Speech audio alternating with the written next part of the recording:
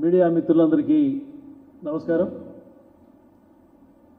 ఈ అత్యవసర సమావేశానికి కారణం కాంగ్రెస్ పార్టీ దేశవ్యాప్తంగా ధర్నాలకు పిలిపివ్వటం. ఎందుకింత కాంగ్రెస్ పార్టీకి నిరసనలు తెలియజేయడం అనేటువంటి ఆలోచన ఎందుకు వచ్చిందనేది ఒక మాటగా మాట్లాడితే, వాస్తవానికి కాంగ్రెస్ పార్టీ పాపం ఇప్పుడు ప్రస్తుతం చాలా సమస్యల్లో ఉంది.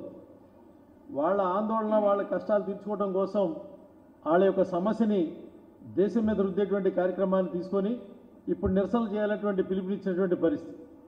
వాళ్ళకి నిరసన తెలిపేటువంటి హక్కు ఉంది, కానీ ఈ దేశంలో ఉన్నటువంటి భూమిని కానీ ప్రజల సొమ్మును కానీ దోచుకునేటువంటి హక్కు మాత్రం లేదనేటువంటి వాస్తవమైన విషయం. ఇక్కడ ఏమంటామంటే, ఏదైతే 1937లో ప్రారంభించినటువంటి నేషనల్ హెరాల్డ్ అనేటువంటి పత్రిక ఏదైతే ఉందో, దానిలో దాదాపు 5,000 మంది వాటాదారులు ఉన్నారు. 5,000 మంది వాటాదారులు. ఇది కేవలం నెహ్రూ యొక్క కుటుంబం యొక్క వ్యక్తిగతమైనటువంటి ఆస్తి కాదు. దాదాపుగా స్వాతంత్ర సమరయోధులు అనేక మంది, అందులో ఉన్నటువంటి పెద్దలు, ఎవరైతే తర్వాత అందులో ఉన్నటువంటి వాళ్ళు ముఖ్యమంత్రులు కూడా చేసినటువంటి వాళ్ళందరి యొక్క ఆస్తి ఈ నేషనల్ హెరాల్డ్ సంబంధించినటువంటి ఆస్తి. కానీ 2008లో నేషనల్ హెరాల్డ్ ఏదైతే ఉందో అది ప్రచురణ ఆగిపోయినటువంటి పరిస్థితి. ఆగిపోయిన తర్వాత నేషనల్ హెరాల్డ్కి కాంగ్రెస్ పార్టీ దాదాపుగా 90 కోట్ల రూపాయలు ఇచ్చినటువంటి పరిస్థితి. కాంగ్రెస్ పార్టీ అనేక మినహాయింపులు పొందుతున్నటువంటి రాజకీయ పార్టీ. ఒక రాజకీయ పార్టీ నిధులని, ఏదైతే ఉన్నటువంటి ఆస్తిని, పార్టీకి సంబంధించినటువంటి ఆస్తిని ప్రైవేటు సంస్థకి బదలాయింపు చేయడం అనేది చట్టవిరుద్ధమైనటువంటి అంశం. మొత్తం నేషనల్ హెరాల్డ్కి సంబంధించినటువంటి ఆస్తి గాంధీ కుటుంబంలోకి తీసుకురావడం కోసం కాంగ్రెస్ ఒక కార్పొరేట్ అనేటువంటి కుట్రకి పాల్పడడం జరిగింది. దానికోసం యంగ్ ఇండియన్ అనేటువంటి ఒక కంపెనీని ఏర్పాటు చేశారు. దీనిలో 38% సోనియా గాంధీ, 38% రాహుల్ గాంధీ తీసుకొని దాదాపు 76% పెట్టి ఒక 9 కోట్ల రూపాయలు విలువైనటువంటి ఈక్విటీ షేర్లని ఈ కంపెనీకి బదలాయింపు చేయడం జరిగింది. ఈ 9 కోట్ల ఈక్విటీ షేర్లు బదలాయింపు చేసిన తర్వాత నేషనల్ హెరాల్డ్ యొక్క సంబంధించినటువంటి ఆస్తి మొత్తం కలిపి యంగ్ ఇండియన్ కంపెనీకి లిమిట్లోకి, నియంత్రణలోకి వచ్చేసినటువంటి పరిస్థితి. ఈ యొక్క కంపెనీ అయిపోయిన తర్వాత దీనికి సంబంధించినటువంటి 4 ఆస్తులు ఢిల్లీలో బహదూర్ షా రోడ్లో ఉన్నటువంటి ఆస్తి కానీ, పూణేలో కానీ, అదేవిధంగా లక్నోలో కానీ, ముంబైలో కానీ, భోపాల్లో కానీ దాదాపు 2,000 కోట్ల రూపాయల ఆస్తి ఈ యొక్క యంగ్ ఇండియన్ దాంట్లోకి ట్రాన్స్ఫర్ అయినటువంటి పరిస్థితి. ఏదైతే 2014లో ఈ కేసుని ప్రైవేట్ పిటిషన్ ద్వారా వేసినటువంటి సుబ్రహ్మణ్య స్వామి వేసినటువంటి పిటిషన్ని స్వీకరించినటువంటి కోర్టులు 2021లో ఈడీ దర్యాప్తు మొదలెట్టిన తర్వాత దర్యాప్తులో వస్తున్నటువంటి నిజాలు, వాస్తవాలు ఏవైతే ఉన్నాయో దాని ఫలితంగా వీళ్ళు సృష్టించినటువంటి ప్రతి ఒక్క సూట్ కేసు కంపెనీలు ఏవైతే ఉన్నాయో ఈ రహస్యాలు బట్టబయలైనటువంటి పరిస్థితి. దాని ఫలితంగానే వాళ్ళ యంగ్ ఇండియన్ ఫౌండేషన్ ఏదైతే ఉందో ఒక ఎన్జిఓ, ఇది ఒక దాతృత్వ సంస్థ. ఈ సంస్థ తమ ఏదో ప్రజా ప్రయోజనాల కోసం సృష్టించి తమ సొంత ప్రయోజనాల కోసం ఈ దాతృత్వ పనులన్నీ కూడా వాళ్ళ సొంత పనులు చక్కదిద్దుకోవడం కోసం చేసినటువంటి పని చేశాడు. ఈ విషయంలో ఈడీ ఏదైతే ఉందో దాదాపుగా మోతీలాల్ వారాని కానీ, అదేవిధంగా సంజయ్ బన్సాల్ని కానీ, అదేవిధంగా పవన్ బన్సాల్ని కానీ, అదేవిధంగా సోనియా గాంధీని, రాహుల్ గాంధీని కూడా ఈ దాదాపుగా విచారణ జరిపినటువంటి పరిస్థితి. దాదాపు 90 కోట్ల రుణాన్ని తీసుకున్నటువంటి దాన్ని కేవలం 50 లక్షల రూపాయలు బదులుగా రద్దు చేసినటువంటి వాతావరణం. ఈ యొక్క విలువైన ఆస్తి కేవలం 50 లక్షలు బదిలీ చేయడాన్ని వాళ్ళు ఏదైతే దీన్ని సమర్థవంతంగా అనుమతించినటువంటి పరిస్థితి. ఇదే కుటుంబానికి చెందినటువంటి ఇంకో వ్యక్తి హర్యానాలో ఉన్నటువంటి 3 కోట్ల రూపాయల భూమిని కొనుగోలు చేసి దాన్ని దాదాపు 58 కోట్ల రూపాయలకి అమ్మినటువంటి పరిస్థితి. ఇదండి గాంధీ మోడల్ డెవలప్మెంట్ అంటే. గాంధీ మోడల్ డెవలప్మెంటే మనం గాంధీజీ గారి మోడల్ కాదండి. ఇది రాహుల్ గాంధీ, సోనియా గాంధీ, రాజీవ్ గాంధీ సంబంధించినటువంటి మోడల్ డెవలప్మెంట్. దీనికోసం వాళ్ళు ఏం చేస్తారంటే, వాళ్ళ ఇంట్లో ఉన్నటువంటి అల్లుళ్ళ పేరు మీద 3 కోట్లతో భూములు కొన్నట్టు చూపించి దాన్ని మళ్ళీ 58 కోట్లకు అమ్మినట్టుగా హర్యానా చేసినటువంటి దాని మీద కూడా ఈడీ దర్యాప్తు జరుగుతున్నటువంటి పరిస్థితి. ఇవాళ ఈడీ ఏదైతే ఉందో ఈ యొక్క preventive money laundering act, PMLA ఏదైతే ఉందో మనీ లాండరింగ్ యాక్ట్, దాంట్లో సెక్షన్ 8 ప్రకారం షార్ట్ షీటు కోర్టులో ఫైల్ చేయడం జరిగింది. దీని మీద సోనియా, రాహుల్ గాంధీ విచారణ జరిగిన తర్వాత ఇది ప్రజలకు అవసరమైనటువంటి విషయం. ఎందుకంటే దేశంలో ఉన్నటువంటి కుటుంబాన్ని నాది అని భావించేటువంటి ప్రధానమంత్రి పాలనప్పుడు మనం చూస్తా ఉన్నాం. దేశంలో ఉన్నటువంటి ప్రజలందరూ నా కుటుంబం అనేటువంటి పరిస్థితి. వారు ఆస్తులు సంపాదించుకునేటువంటి పనులు లేరు, కానీ దేశమే నా కుటుంబం, వాళ్ళ ఆస్తే నా ఆస్తి అనేటువంటి కాంగ్రెస్ పార్టీ యొక్క పరిపాలన కూడా చూసినటువంటి పరిస్థితి.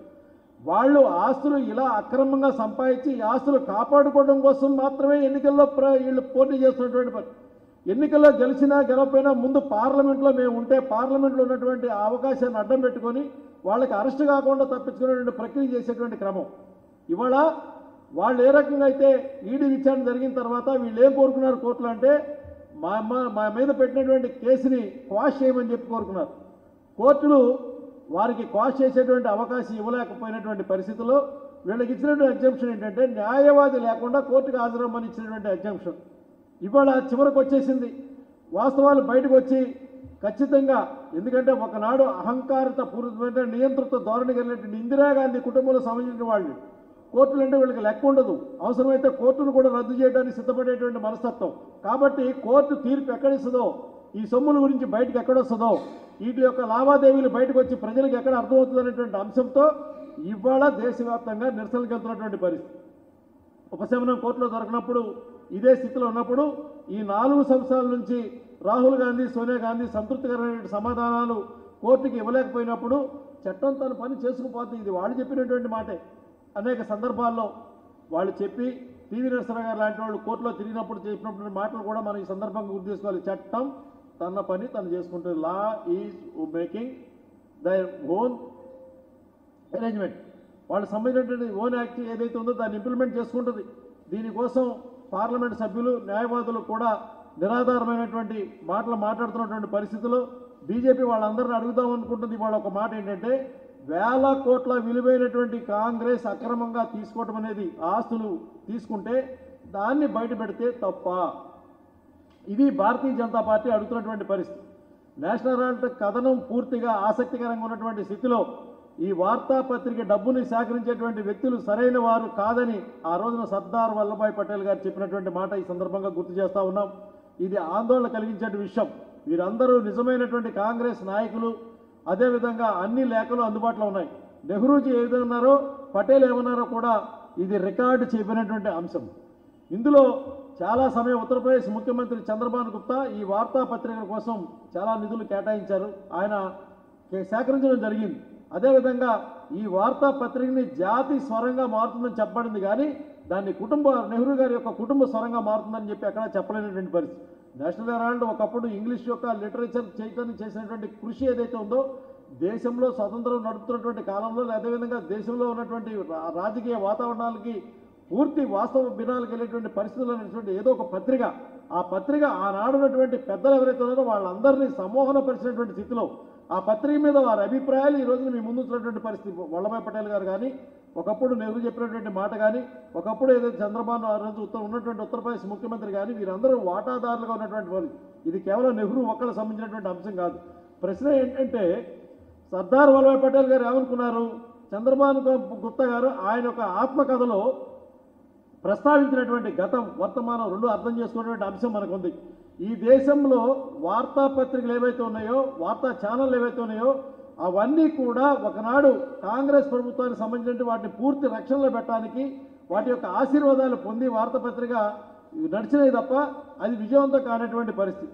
ఎందుకంటే ఆ వార్తాపత్రిక నడపడం కోసం ఉద్దేశించినది కాదు, అది కేవలం ప్రకటనలు సేకరించడం కోసం ప్రభుత్వం నుంచి ఆస్తిని స్వాధీనం చేసుకోవడం మాత్రం ఒక సాధనంగా వాడినటువంటి పరిస్థితి. యంగ్ ఇండియా సంబంధించినటువంటి బదిలీ చేసినప్పుడు దాదాపు 25-26 కోట్లు మాత్రమే ప్రకటనలు వచ్చాయి. స్వతంత్ర పోరాటంలో నిజమైన యోధులకు గొంతుగా ఉన్న ఒక వార్తాపత్రికని కాంగ్రెస్ వ్యక్తిగత వ్యాపారంగా మార్చడానికి, ఏటీఎంగా మారిందనడానికి ఇదొక ఉదాహరణ. ఈ రోజున బ్రిటిష్ సామ్రాజ్య వ్యతిరేకంగా మారినటువంటి తన గొంతుని పెంచడానికి స్వతంత్ర సమరంలో జరిగినటువంటి ప్రారంభించినటువంటి వార్తాపత్రిక తర్వాత కాంగ్రెస్ పార్టీకి డబ్బు సంపాదించడానికి ఒక మార్గంగా మారటం అనేది సముచితం అని చెప్పని ఈ రోజున భారతీయ జనతా పార్టీ ప్రశ్నిస్తూనే భారతీయ జనతా పార్టీ దీన్ని తీవ్రంగా ఖండిస్తుంది. కాంగ్రెస్ పార్టీ యొక్క ప్రతిస్పందన, ఎన్ఫోర్స్మెంట్ వారి యొక్క బెదిరింపు భాషతో పాటుగా భవిష్యత్తులో జరిగేటువంటి పరిణామాలకి కాంగ్రెస్ పార్టీ బాధ్యత వహించాల్సినటువంటి వాస్తవత ఉంది.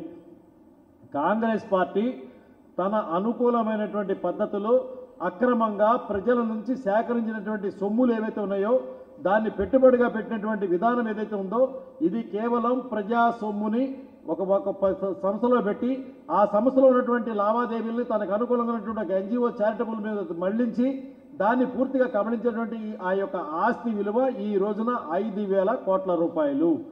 5,000 కోట్ల రూపాయలు విలువ కలిగిన ఆస్తిని కబలించడం కోసం సోనియా గాంధీ తను పెట్టినటువంటి 38% వాటా యంగ్ ఇండియా లిమిటెడ్ కంపెనీలో కానీ, రాహుల్ గాంధీ తను పెట్టినటువంటి 38% వాటా అదే కంపెనీలో కానీ, వీళ్ళిద్దరి పేరు మీద చేసినటువంటి వాటాల పేరు మీద బదలాయింపు జరిగినటువంటి ఈక్విటీ షేర్లు కానీ ఇవంతా పెద్ద స్కామ్ అని చెప్పని ఈడీ ఆరోపణ చేస్తూ ఉంది. ప్రజలు అనుకుంటా ఉన్నారు ఆస్తులు ఎలా సంపాదించారో లెక్కలు చెప్పమని. లెక్కలు చెప్పడానికి సిద్ధపడాల్సినటువంటి పరిస్థితుల్లో కాంగ్రెస్ పార్టీ దేశాన్ని పాలించడానికి ఉబిళ్ళూరుతున్నటువంటి కాంగ్రెస్ పార్టీ ప్రజల నుంచి సంపాదించినటువంటి అక్రమ సంపాదన ఏదో దీన్ని బయటపెట్టాల్సినటువంటి పరిస్థితి ఎంతైందని చెప్పి తెలుస్తూ నిరసన ప్రదర్శనలు కేవలం వాళ్ళ యొక్క దొంగ ఆస్తుల మీద, ఈడీ దర్యాప్తుల మీద, కోర్టుల యొక్క న్యాయ విచారణ మీద వ్యతిరేకంగా జరుగుతూ ఉంది.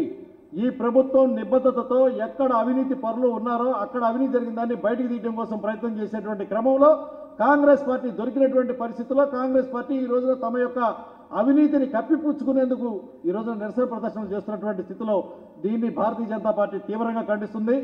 జనావళికి మేము తెలియజేస్తా ఉన్నాం ఎందుకు కాంగ్రెస్ పార్టీ తన నిజాన్ని ఎందుకు ఒప్పుకోలేకపోతుంది. ఒకనాడు ప్రజల సమస్యల మీద ధర్నాలు నిరసనలు చేయాల్సినటువంటి రాజకీయ పరిస్థితి ఈనాడు తమ బాధల్లోంచి బయటపడటం కోసం, తమ అవినీతిని కప్పిపుచ్చుకోవడం కోసం, తమ దారుణంగా ఏదైతే అవినీతికి పాల్పడినటువంటి విధానాలు ఉన్నాయో వాటిని బయట నుంచి రాకుండా తీసుకోవడం కోసం నిరసనలు చేస్తూ ఉంది. ఇది సిగ్గుచేటని విషయం చెప్పని భారతీయ జనతా పార్టీ తెలియజేస్తుంది. అదేవిధంగా ఇదే ప్రక్రియలో నరేంద్ర మోడీ గారు చేసినటువంటి వక్ఫ్ బోర్డు సంబంధించినటువంటి దాంట్లో కూడా ఈ రోజున తెలంగాణలో అసదుద్దీన్ ఓవైసీ 3,000 ఎకరాలు వక్ఫ్ బోర్డు సంబంధించినటువంటి ఆస్తిని కబ్జా చేసినటువంటి ప్రక్రియలో ఆయనకు ఉన్నటువంటి కాలేజీలన్నీ కూడా వక్ఫ్ బోర్డు ఆధీనంలో ఉన్నటువంటి పరిస్థితిలో ప్రజలను రెచ్చగొట్టేటువంటి క్రమం అక్కడ జరుగుతూ ఉంది. పాత బస్తీగానే ఉంది 70 ఏళ్ళు వచ్చినా కానీ. పాత బస్తీ అదే పాతగా అదే పద్ధతిలో దాని మీద ఉన్నటువంటి ప్రజల ఆస్తిని కబళించి అక్రమంగా ఆస్తులు సంపాదించి దాని మీద ఆదాయం సంపాదిస్తున్నటువంటి ఓవైసీ మాత్రం వాళ్ళ కుటుంబం నిత్యం పార్లమెంట్ సభ్యులుగా, అసెంబ్లీలో ఉన్నటువంటి లీడర్లుగా అవుతూ ప్రజల ఆస్తులు దుర్మార్గంగా ఆక్రమించుకున్నటువంటి విధానాలు ఏవైతున్నాయో ఇవన్నీ ఒకటే కారణం. నరేంద్ర మోడీ గారు దుమ్ము దులుపుతా ఉన్నారు, అవినీతిని బయట పెడతా ఉన్నారు. ఎక్కడైతే దుర్మార్గంగా ఆక్రమించుకున్నారో, ఎక్కడైతే దుర్మార్గంగా అవినీతి పాల్పడుతున్నారో వాళ్ళ లెక్కలు తెలుస్తూ ఉన్నారు. దీని ఫలితంగానే ఏకమ్మడిగా ఉన్నటువంటి కాంగ్రెస్ పార్టీ దాని అనుబంధ సంస్థలు మొత్తం కూడా బయటపడి రోడ్ల మీద పడి వాళ్ళ యొక్క రంగు వెలిసిపోయినటువంటి పరిస్థితుల్లో వాళ్ళ దుప్పట్లు బయటపడుతున్నటువంటి స్థితిలో ప్రజల ముందు దోషులుగా నిలబడినటువంటి స్థితి అర్థమైందనేటువంటి వాతావరణాన్ని కళ్ళ ముందు కనపడుతున్న పరిస్థితిని తెలియజేస్తా ఉన్నాం.